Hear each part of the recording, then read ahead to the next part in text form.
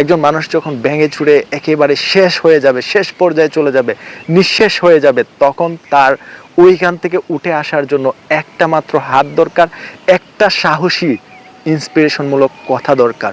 আমার পিছনে দেখা যাচ্ছে একটা পাহাড় ভেঙে গিয়েছে।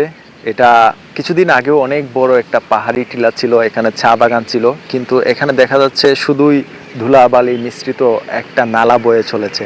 তেমনিভাবে মানুষের জীবনেও ভাঙা গড়া চলতেই থাকে প্রতিনিয়ত। কখনো কখনো কোনো মানুষ অনেক বেশি ভেঙে যায়, সে আর দাঁড়াতে পারে না, আবার কোনো মানুষ ভেঙে গেলেও সে ওইখান থেকে দাঁড়ানোর মতো একটা সাহস পেয়ে যায়, একটা স্পিরিট পেয়ে যায়। সেই স্পিরিটটার পেছনে কেউ না কেউ থাকে। আরেকটা কথা আছে, পৃথিবীতে যা কিছু মহান চির কল্যাণকর, অর্ধেক তার করিয়াছে নারী অর্ধেক তার নর। তো দেখা যায় একজন পুরুষের সফলতার পিছনে একজন নারীর হাত থাকতে পারে, একজন নারীর সফলতার পিছনে একজন পুরুষের হাত থাকতে পারে। তো সমর্থন যে বিষয়টা, এটা খুব জরুরি।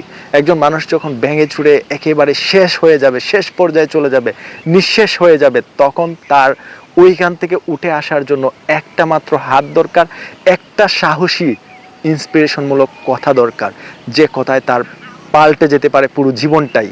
আপনারা কি মনে করেন?